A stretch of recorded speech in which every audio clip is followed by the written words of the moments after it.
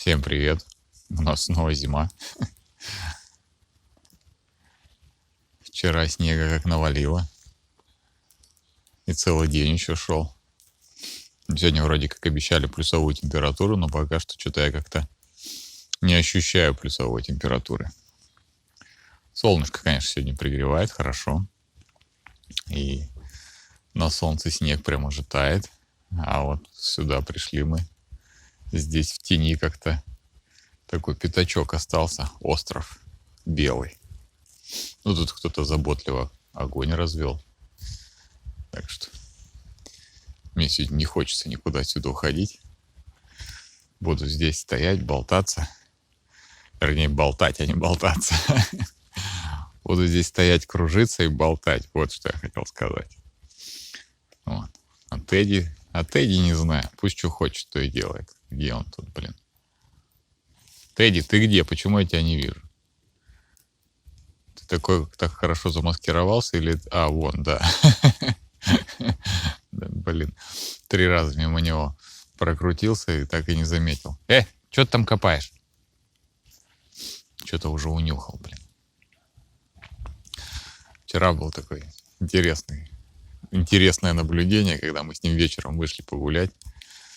И идем, и, короче, как сейчас вот, блин, столько собак, короче, встретилось нам. Все разом что-то куда-то вышли, и все пошли. Ну и вот, вчера мы тоже вышли и перешли через дорогу, и по пешеходно-велосипедной дорожке такие чапаем, и, блин, сзади собака, впереди собака. Мы как-то так дистанцию соблюдаем, короче. Никто никого не трогает, идем гуляем. Идем гуляем, и уже доходим до конца этой дорожки и встречаем там мужик с телефоном возле уха. И как бы мы там не спеша так мимо него прошли, и он тоже вроде как шел чуть-чуть в стороне, ну, параллельно с нами.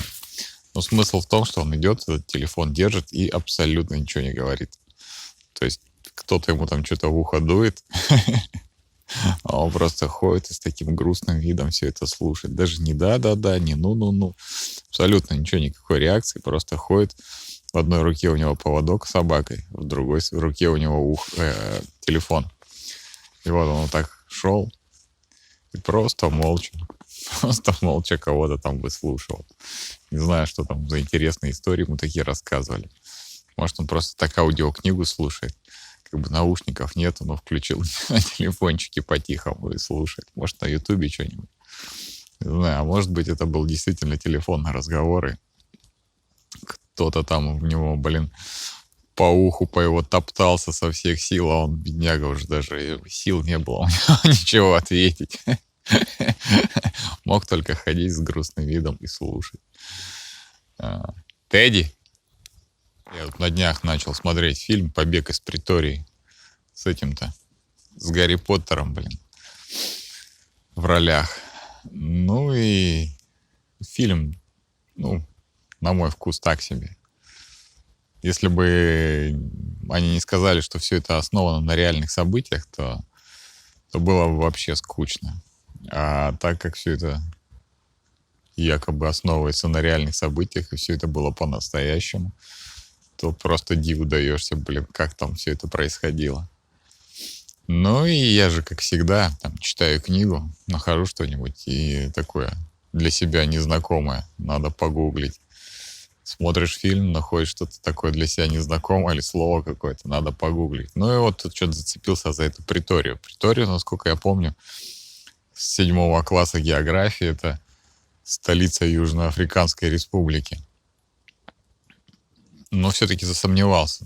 Бывает же такое, думаешь, блин, что одно, а на самом деле другое. Там у них есть еще крупные города. Ну и оказалось, что в ЮАР 3 столицы. Не знаю, почему я раньше этого никогда не слышал. Но там, оказывается, 3 столицы. То есть, когда это был Южноафриканский союз, там были как бы такие небольшие государства, и они объединились, у каждого была своя столица. И вот административной столицей, то есть там, где находится и правительство в этом городе, стала Претория.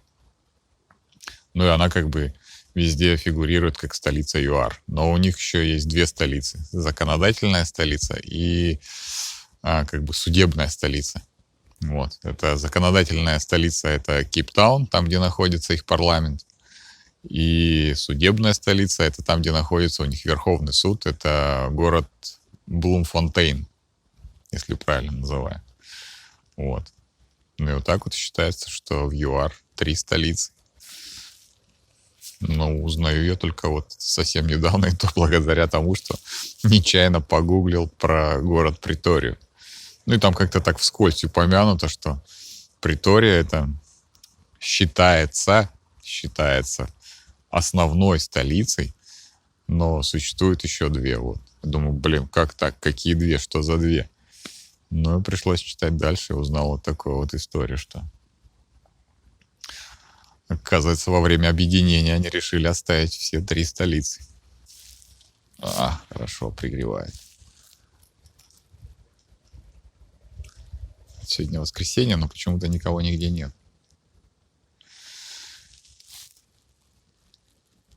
У нас сегодня были планы пройти, посмотреть эту гору на полуострове. Но что-то я решил, что по снегу, поэтому, вдруг там что-то таять начнет, лишний раз ноги мочить как-то не хочется. Да и поздно мы уже вышли, там, да, мы если туда пойдем, то там часа на 2,5, наверное, затянется вся наша эта прогулка. А если им там понравится, то еще на дольше. Ну, а время уже позднее, уже солнце скоро садится, наверное, будет уже. Оно светит откуда-то больше с юго-запада. А по темну там шариться совсем не хочется. То вдруг Тедди опять меня куда-нибудь заведет.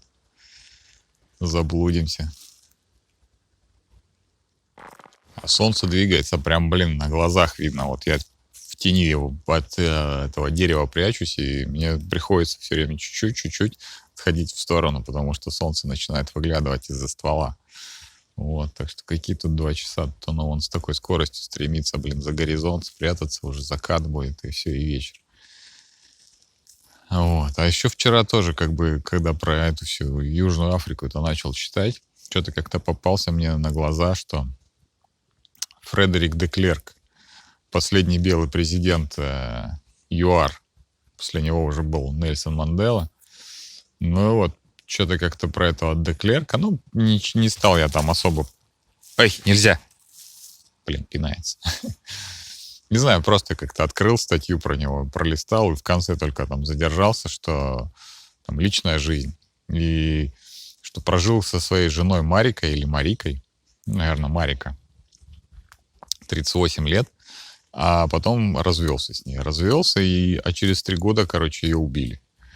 И убил якобы ее личный охранник. Но я вообще этого не понимаю. Как так, Это же охранник твой. Ты же как-то его на работу принимали. Это, наверное, по каким-то там качествам отбирали, по каким-то критериям.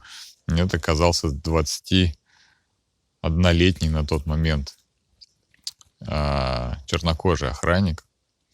И вот якобы это он ее, за что-то там угрохал. Не знаю, может быть, по каким-то там политическим мотивам, может быть, просто там она ему сказала что-то не вовремя. Но я просто охренел от того, что твой личный охранник, и ты не можешь ему доверять. То есть он же тебя грохнул, А этот сам Фредерик де Клерк, он развелся со своей женой, а женился на жене своего спонсора.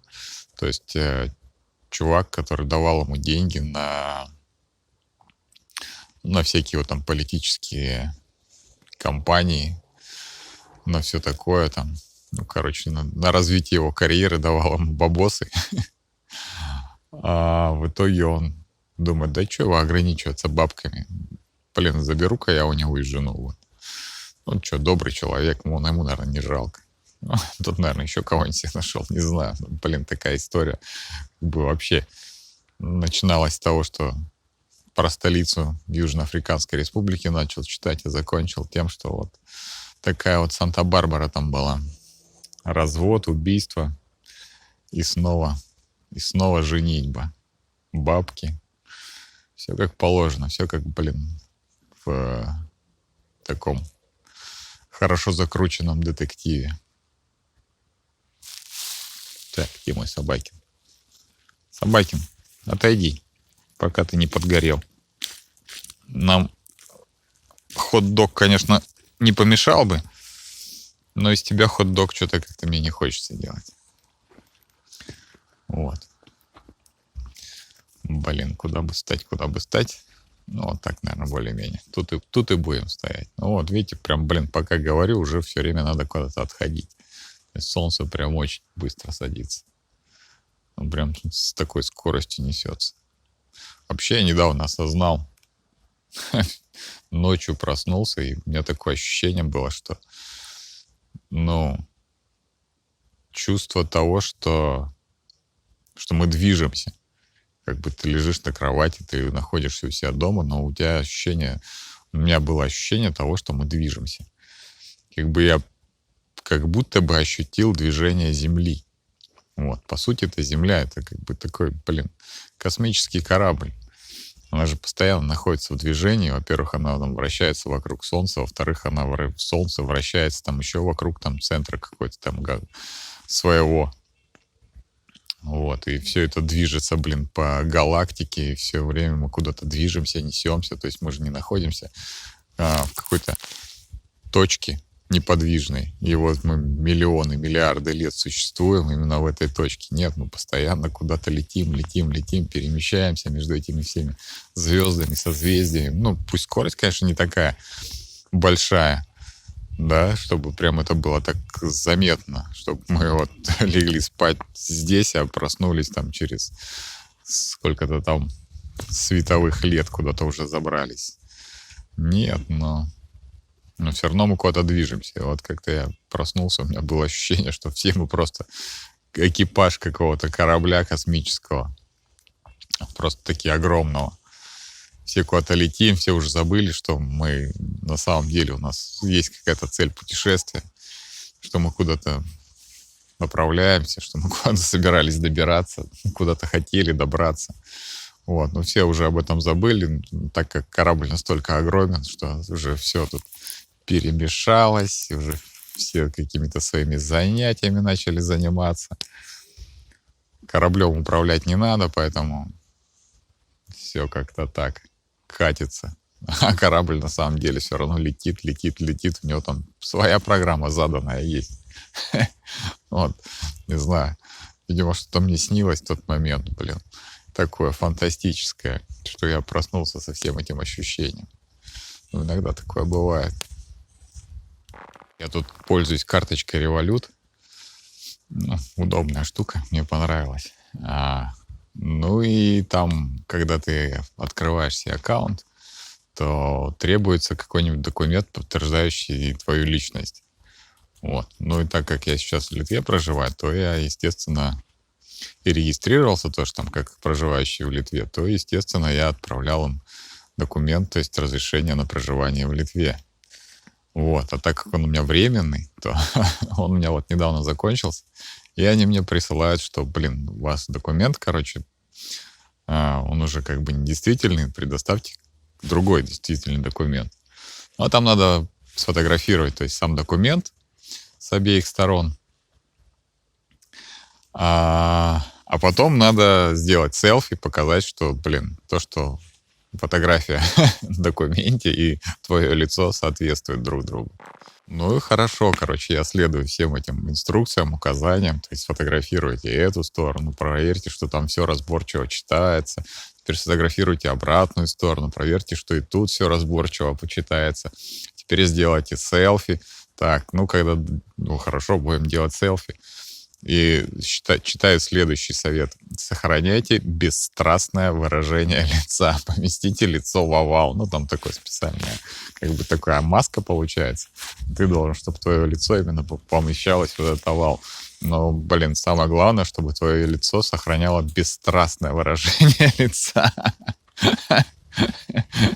Мне вот интересно, там кто-то присылал им селфи со страстным выражением лица, там какие-то страсти выражались на этом лице, не знаю, там страсть, голод, страсть к власти, страсть к женщине или страсть к мужчине, страсть к революту. Вот. реально, блин, такое, как бы совет, ну, естественно, что ты фотографируешься как в документе. На документе же ты там не смеешься, не подмигиваешь, ничего такого. Как бы, но, блин, такая поправка. Видимо, кто-то пытался прислать свое страстное выражение. Страстное лицо. Ну, ничего, вроде как бы у меня получилось довольно бесстрастное выражение лица, потому что где-то через пару дней пришло мне от них опять же уведомление, что все в порядке, все, мы благодарим вас. Короче, можете дальше продолжать пользоваться нашей системой. Вы оказались вполне бесстрастным человеком. Все-таки пришлось нам отойти от костра. Там просто мужик идет с двумя большими собаками. И мы там стоим, а он как бы, ну, то ли видит, что Федька не привязанный, то ли что. Ну, они между собой... Тедди нельзя! Тедди! Эйном! Эйном, Эйном, Эйном! Эйном! Вот, слышали, наверное, как тот лает. Ну и чтобы нас обойти, он там что-то куда-то прям какие-то кусты поперся. Ну и чтобы прям ему таких этих не создавать неудобств, мы решили с Тедди отойти. Пускай человек нормально пройдет со своими собакинами. Вот. Но я чувствую, я прям прокоптился этим дымом костерным. Домой приду, куртку повешу, она будет еще пахнуть, блин, как шашлык. Дразнить будет обоняние. Ну что, чай я свой допил, в принципе. Федька уже погулял. Историю вам рассказал. Прохладненько все-таки сегодня стоять на месте. Да, но возле костра тоже было приятно погреться. Блин, ну и ходить сегодня тоже как-то не очень удобно, потому что солнце прям пам-пам-пам-пам. То такое освещение, то такое. Поэтому лучше стоять, конечно, в теньке. Я желаю вам всем хорошего настроения. Спасибо, что смотрели это видео. Ставьте пальцы вверх обязательно, если понравилось. Вот. Если вы впервые на нашем канале, то обязательно подписывайтесь и нажимайте на колокольчик, чтобы не пропустить новых выпусков.